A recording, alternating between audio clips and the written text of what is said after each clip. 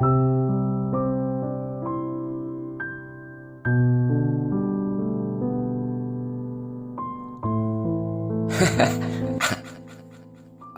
Oh itu namanya manunggaling kaulo Gusti. Ya ringkasnya kaulo itu ya hamba lah, seperti itu. Gusti itu ya Tuhan. Nah, sebelum ini Abi menjawab ini, Abi lanjutkan dulu yang awal tadi. Tahun sekitar 20-an, 1920-an itu, ini kakekmu dibawa oleh paman dari ibunya ke Batu Pahat. Usia muda waktu itu. Jadi Batu Pahat itu daerah kerajaan Malaysia sekarang. Nah, jadi beliau melarikan diri ikut pamannya. Paman ini namanya Abdurrahman. Jadi Abdurrahman ini pengganti namanya Tunjuk. Nah, dulu nama-nama kekhususan Al-Islam ini membahayakan. Nah, apalagi kalau bergelar syekh, habaib, jadi mereka menyembunyikan. Dari dulu ajaran-ajaran ini, kata beliau, persepsi salah dengan maksud bahkan tujuan itu yang diinginkan oleh penjajah atau dajjal ini.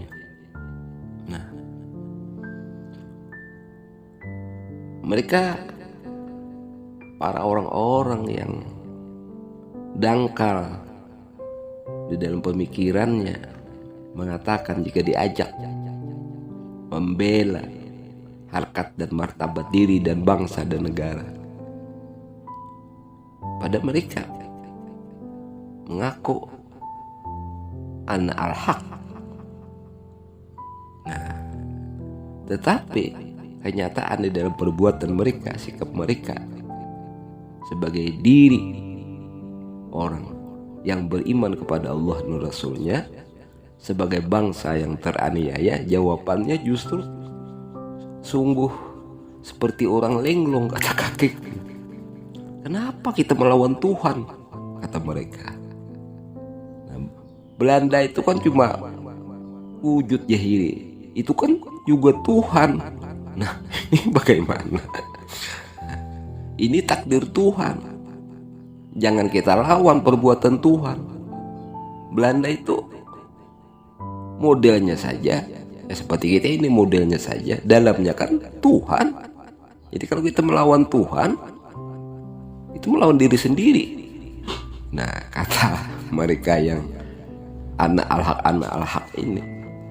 Nah, disitulah kata beliau, para tokoh-tokoh ulama bayaran Walanda ini perlahan merusak. Nah, jangan kita sesama saling membunuh Tuhan, kata orang-orang yang sudah terlanjur bersikap tertipu oleh hawa nafsu mereka ini. Nah, dan kata kakekmu, di mana negeri ini, orang-orang Melayu pada khususnya, di Indonesia, di Malaysia kah, nah, yang bertahan pada ajaran-ajaran yang dimaksud, mereka itu bersembunyi, nah, menghindar. Kenapa? Orang-orang yang mengaku ahli tasawuf ini, yang sudah terkontaminasi ini, mereka antang saja melanggar hukum-hukum Allah, melanggar, menghina bahkan pribadi Rasulullah. Nah, mereka menganggap Semuanya ini perbuatan Tuhan. Jadi melawan penjajah saja mereka enggan. Karena ini kehendak Tuhan. Jadi kata mereka, Belanda itu modelnya saja, dalamnya ya Allah, kata la tatakharraka zaratan illa bismillah. Mereka menjawab bahkan dengan ayat-ayat.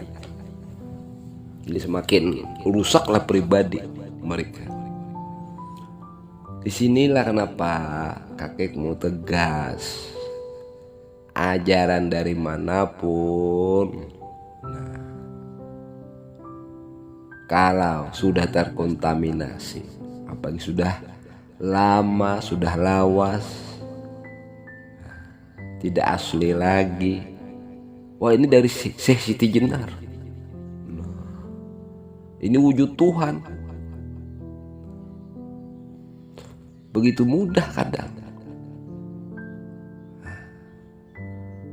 Jadi mereka tidak memahami kearifan para sufi itu dan kebijaksanaan mereka. Orang ma'rifah itu arif billah, nah begitu, sangat menjaga pribadi Rasul. Jadi tahun 20-30-an itu sudah nampak, kata beliau, kerusakan-kerusakan ajaran ketauhidan ini, yakni direalisasinya itu. Jadi kadang orang tasawuf paham tasawufnya itu di syariat nampak kebodohannya, kata beliau. Mengatakan dengan benar, dengan fasih, semesta sekalian alam yang terbit daripada Nur Muhammad. Tetapi tatkala aku bilang, kata beliau, kalau demikian, kenapa engkau biarkan negeri Muhammad ini diobok-obok oleh Walanda? Mereka itu dengan bodoh, kata beliau, menjawab, ya Belanda itu kan Nur Muhammad juga. Semuanya ini kan permainan Tuhan. Jadi kalau kita memusuhi Belanda, sama dengan memusuhi Tuhan, kata ini kan luar biasa, kata beliau. Beliau tertawa sambil mengeluarkan air mata waktu itu. Bercerita ini terhadap jamaahnya. Abi juga ikut mendengar. Nah, negeri Muhammad, pemimpinnya Muhammad, Nabi kita Muhammad, diutus daripada kesucian Allah, keridaan Allah. Anteng saja orang-orang yang tidak beriman kepada Allah dan Rasulnya itu mau obok-obok dalam tas, mengobok-obok, menghinakan, menguasai perbendaharaan daripada Nabi kita Muhammad SAW ini. Dan orang-orang yang mengaku umat Muhammad begitu mudahnya mengatakan mereka itu juga Nur Muhammad, mereka itu berhak. Inilah kata beliau. Jadi menunggaling kaulu Gusti tadi, ini ajaran daripada Syekh Siti Jenar. Nah, kakekmu dulu pernah juga mengungkap ini. Kata beliau, aku juga tidak pernah bertemu dengan Syekh Siti Jenar itu. Apakah ini ajaran Syekh Siti Jenar? Cuma ya bagus kalau kita dapat petunjuk pahamnya ini. Tetapi ajaran ini ternyata banyak dipakai oleh orang-orang yang cuma bertuhan, kata kakek. Nah, ini Ipik selalu membicarakan Tuhan, karena Tuhan itu Nah, kakekku tidak pernah berubah, bahkan waktu sudah mendekati ajal, siapa yang membicarakan zat Allah Ta'ala itu adalah dusta. Makanya beliau selalu turun kepada martabat Rasulullah. Inilah martabat yang nyata, kata beliau, diturunkan pula Rasulullah tadi, Muhammad bin Abdullah, pada jahirinya dilihat oleh para sahabat, dilanjutkan para tabi'in sampai kepada ulama-ulama mutaakhir. Bagaimana arif dan bijaksananya mereka di dalam menebarkan rahmatan lil alamin, yakni al-Islam ini dengan arif dan bijaksana. Ajaran-ajaran ketuhanan yang tidak terbimbing oleh ruhani yang benar, kata kakek, akan melupakan keutamaan Rasulullah yang maujud dijahirkan di dalam dunia ini. Manunggal engkau lu Gusti itu tidak perlu dicari dari mana asalnya. Jika itu hak, maka akan bertambah martabat keimanannya kepada Rasulullah, bukan kebalikannya. Malah mereka meninggalkan, karena sebagian mereka itu berkata, kita dengan Rasulullah itu sama saja, cuma diberi pangkat saja dia itu. Nah, begitulah. Inilah yang diwaspadai. Kenapa? Ulama-ulama yang arif billah sangat menjaga kesucian ajaran-ajaran ketuhanan itu. Karena ucapan itu tosdik di dalam hati, tidak lagi mongmeng, tapi terrealisasi di kehidupannya, karena sudah tasdik, bergerak daripada ruhaninya itu. Makanya kakekmu kalau memberikan amalan lisan itu hampir sedikit. Orang bertanya, kayak di luar sholat kita membaca sholat itu berapa? Ya paling sedikit sekali lah, kata beliau. Itu kan.